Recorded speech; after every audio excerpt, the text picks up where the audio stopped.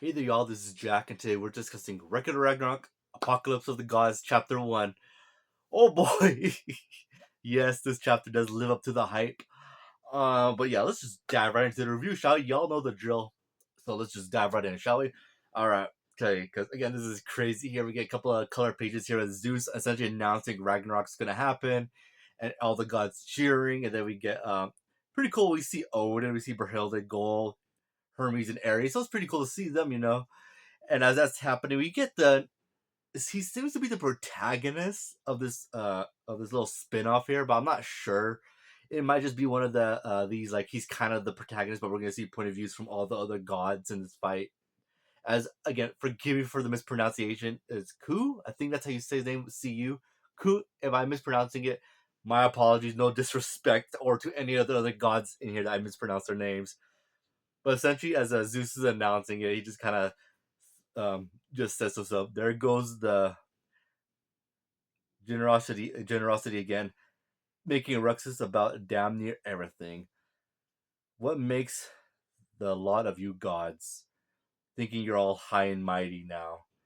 And as that's happening, we get another announcement from Zeus, where he's essentially announcing that all right, now that Ragnarok's gonna happen, we're gonna announce the gods are gonna be participating in this, and we get Ra, which is very cool to be, like, really cool, because Ra was one of the gods I really wanted to see in either like in the backstory of the mainline series, but seeing him here is pretty cool. Again, I wish he had the whole bird head aesthetic, but you know what can you do, right?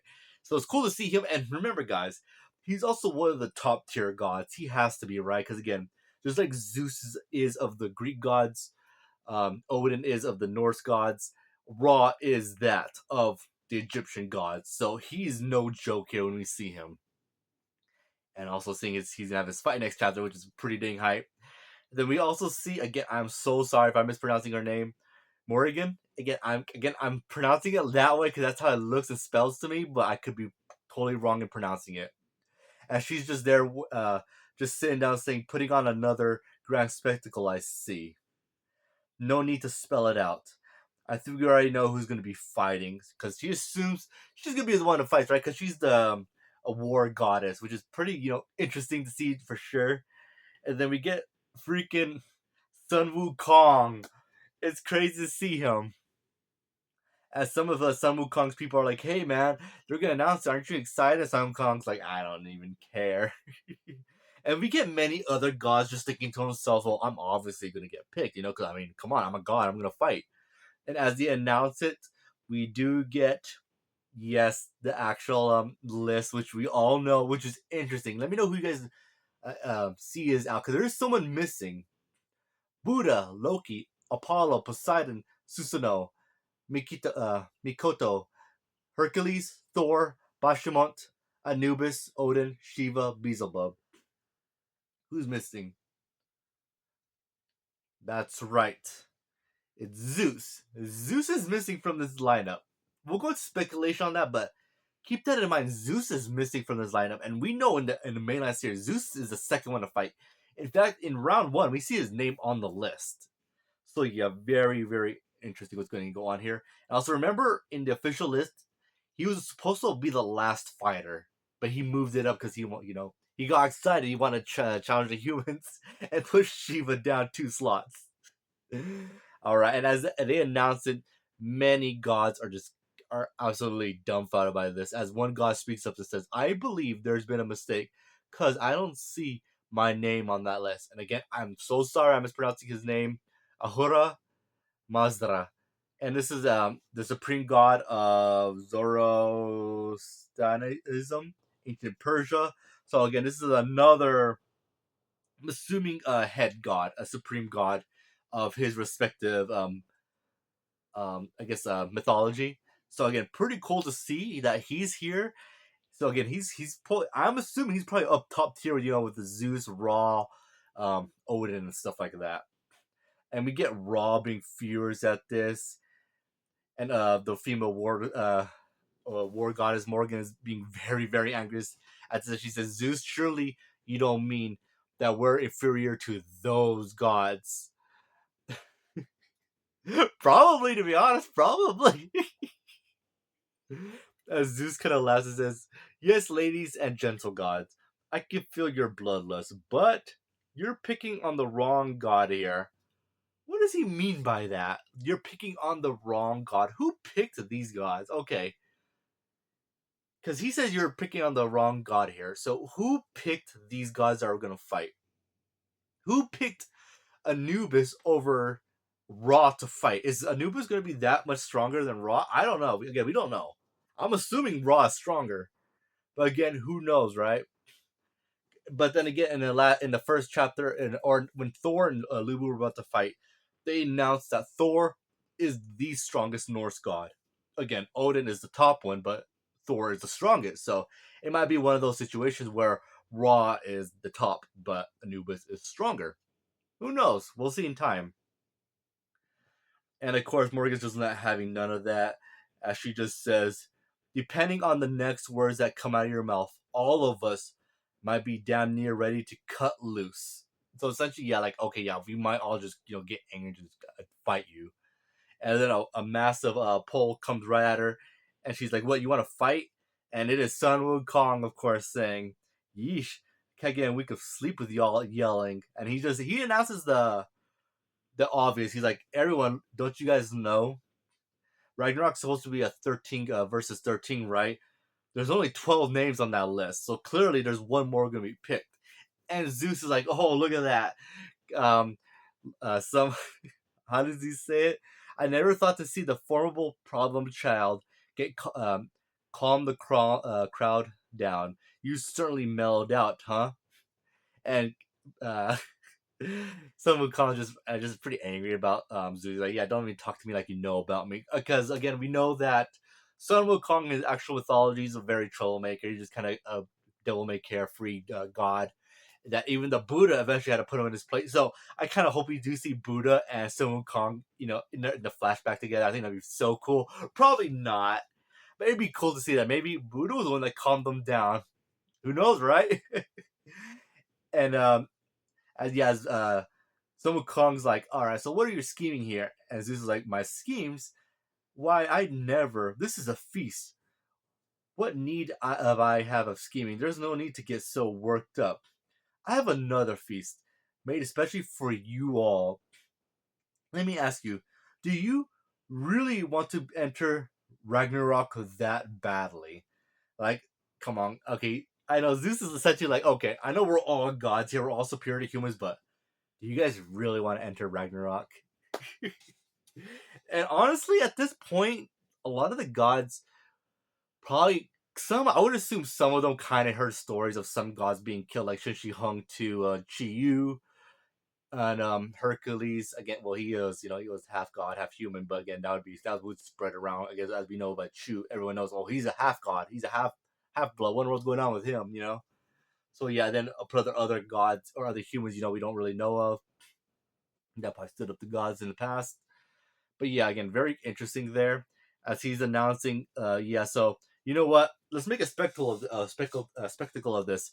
Let's lift up the ban of gods fighting gods and have a tournament where the gods fight each other for that last spot. And we see spotlights appearing over a bunch of gods as Zeus announces, yes, a fight of gods versus gods for the last slot. A true apocalypse of the gods. Essentially, he doesn't say that, but essentially. Because again, this is a scheme that Zeus is planning, and it's actually pretty smart, I'm not gonna lie. As he says, we ought to settle this question through plain old violence. Whomever triumphs in this feast, I shall give the final spot at Ragnarok. I hereby announce the holding of the apocalypse. Thus, the war among the gods of the gods by the gods and for the gods was declared. Boom!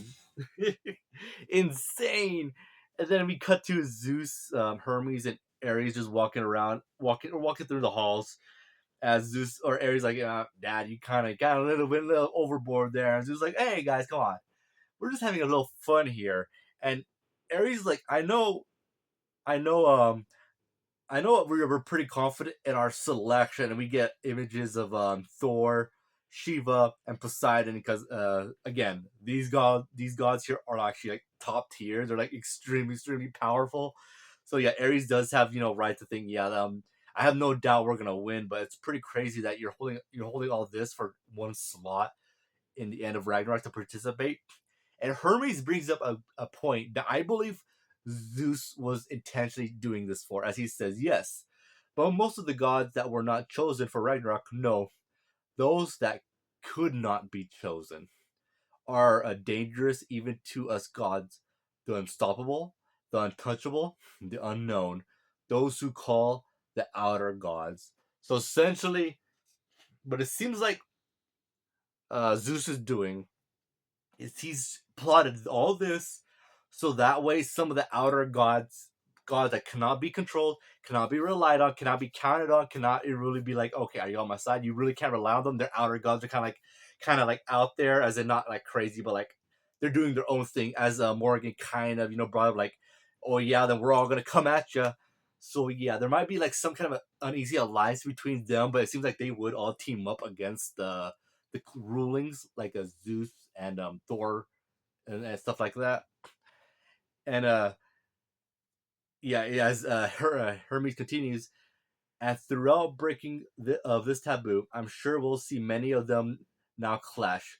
The apocalypse is a truly unpredictable tournament that may very well shape the fate of the heavens more than Ragnarok.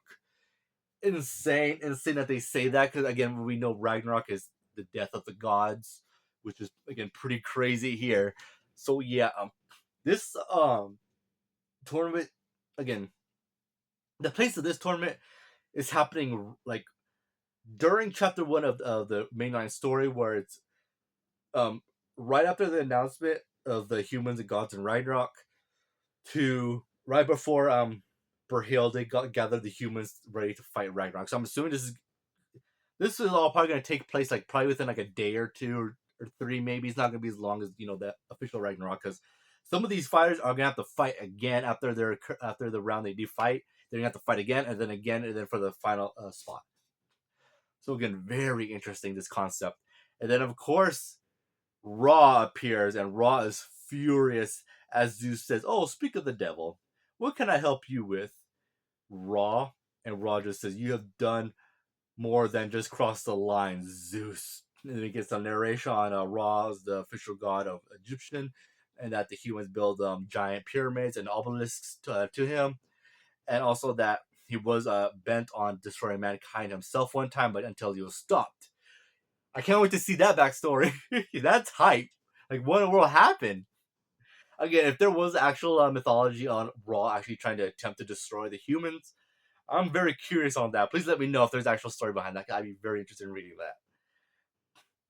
As he is like again one of the top tiers, and Zeus essentially like telling him, "Oh, don't get so worked up. Certainly the heavens are anticipating filled with brim to strong gods like yourself, but having us fight to the death will decide the participants will be putting the cart before the horse, and that's what someone wants." So Zeus, he created again this tournament to get them to fight each other, but also not just so it could be just a massive slaughter. Because again, who would win in that case if the gods just went out and just slaughtered each other in a massive brawl, like gods, outer gods, inner gods, and just slaughtered each other? Who would win in that? Humans and Berhilde. And Zeus does not want to hand Berhilde a win whatsoever. So as he says, yeah, just us going at each other, just killing each other, yeah, that's gonna play into her hands, and she's gonna win that. But again, Ra just ain't having none of it. He thinks it's absolutely crazy. He's like, yeah, all this you're talking about, all boring and interesting, enjoyable. Since when were you in the heavens, making the heavens your playground? And like this is like things are getting tense, and Ares, you gotta give it to Ares for sticking up and saying, "Oh, Ra, Sir Ra, let's just calm down for a sec and let's just chill out and talk." And as he approaches Ra, he starts sweating profusely as Ra just says, "Bumbling fool, who told you could come near me?" And Ares is done. Ares has just been defeated. He says as he says to himself, even just approaching him feels like I just was just tossed into the middle of a desert.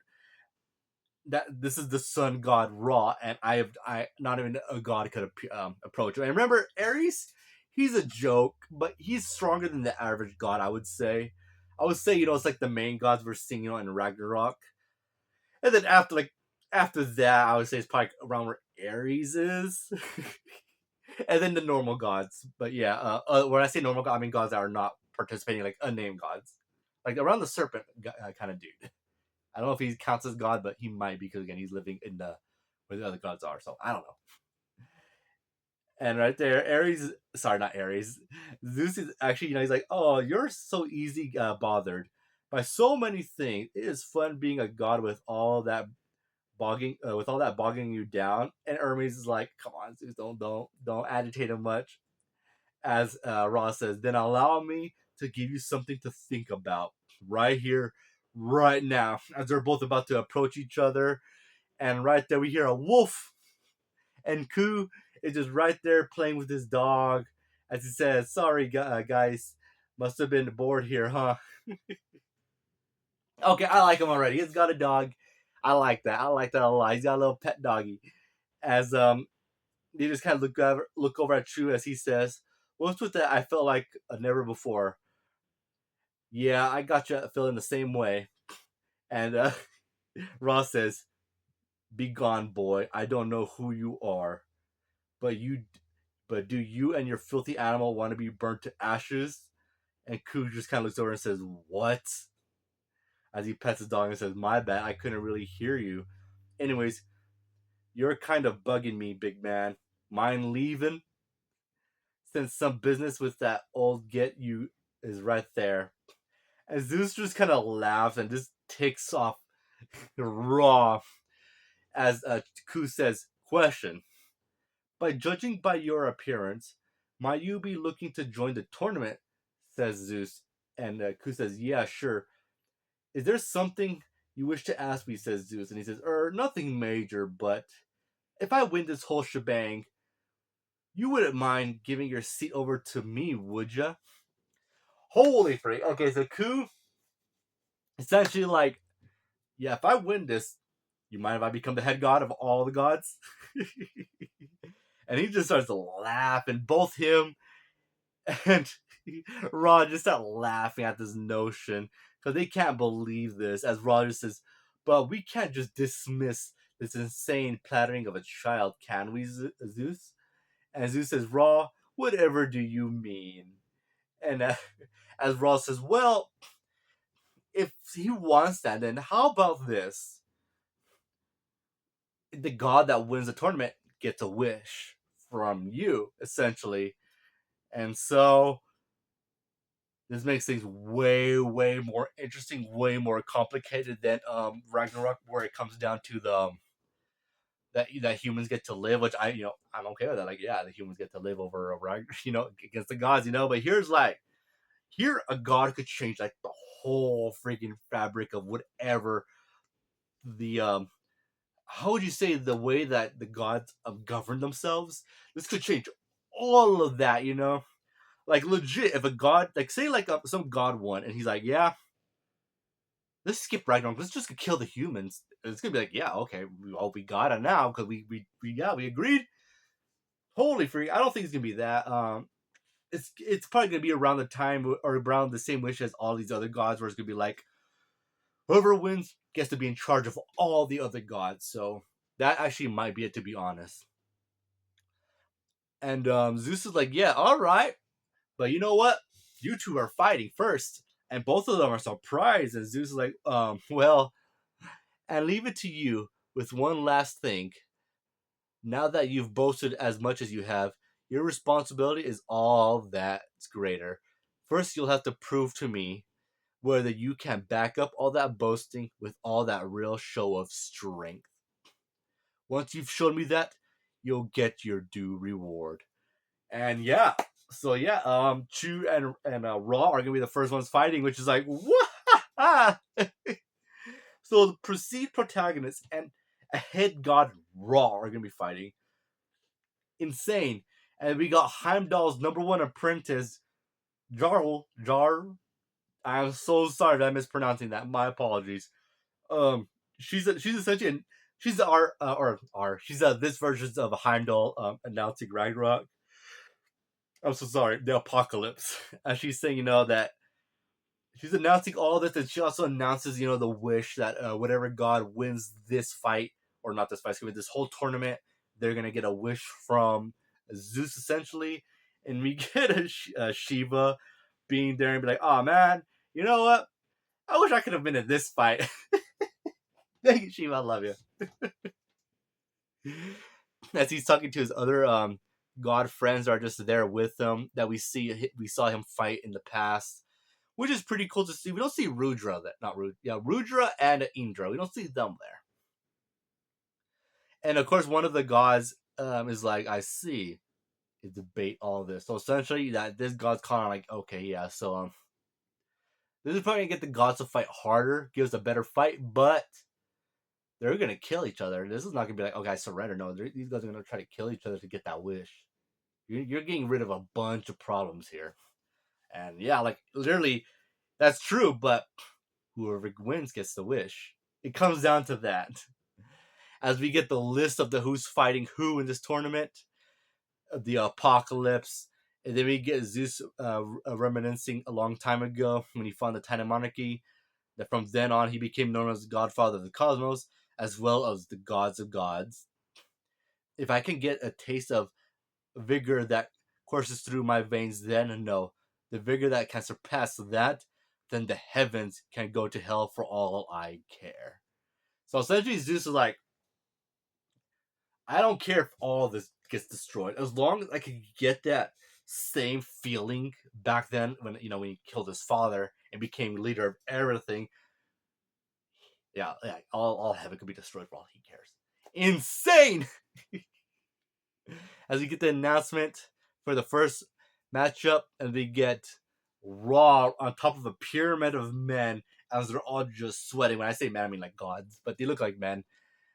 As the announcement is, if there was anyone more inclined to the idea of this tournament, everyone knows it would have been him.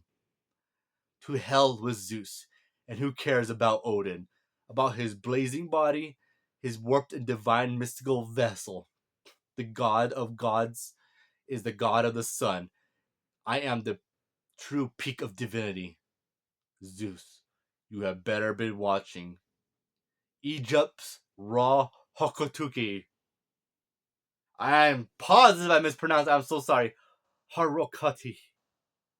I'm sorry. Hakuruti. As he says, as a demonstration to the whole of the heavens, what makes for a true king. And then we get Ku right there, this boy right there saying, "I'll be back, yes. Don't you worry. The golden boy's got nothing on me." As she announces, and now up against him is a demigod.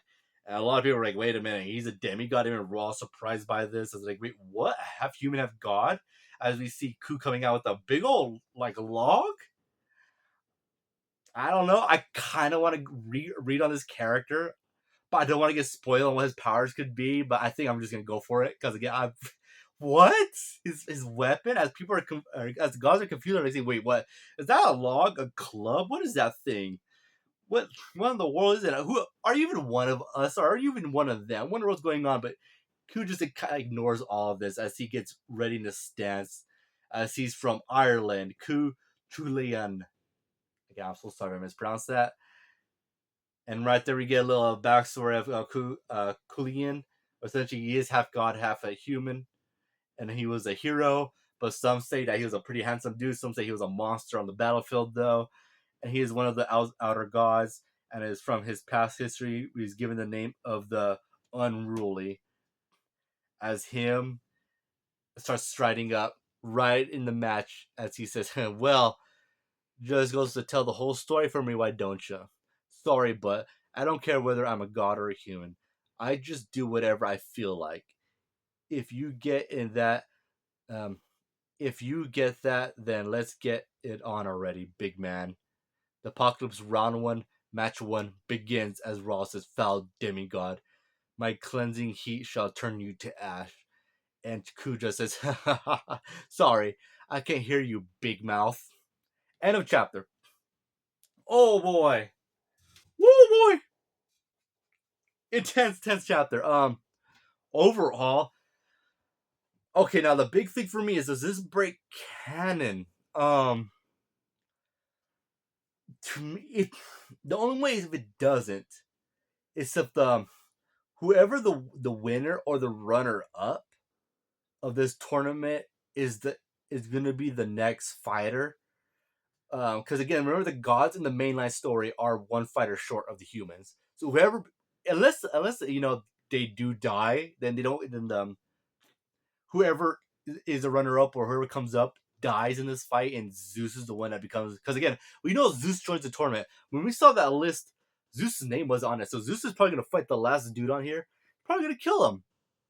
That's probably gonna be it, to be honest. But man, that's hard.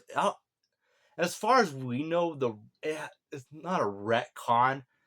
But if it does start straddling the line, I will call it out. But as far as that, it can fit within the timeline. It's fitting in there, pretty comfortably.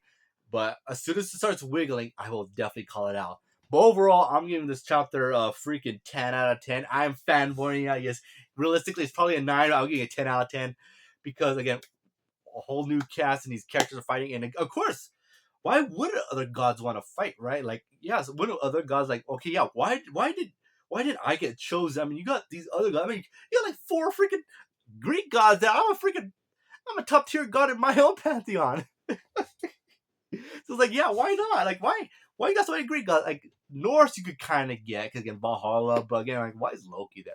I think Loki just threw his name in there because he didn't think he was gonna have to fight. He just wanted the prestige. Like, yeah, my name's there. Yeah, I ain't gonna need to fight.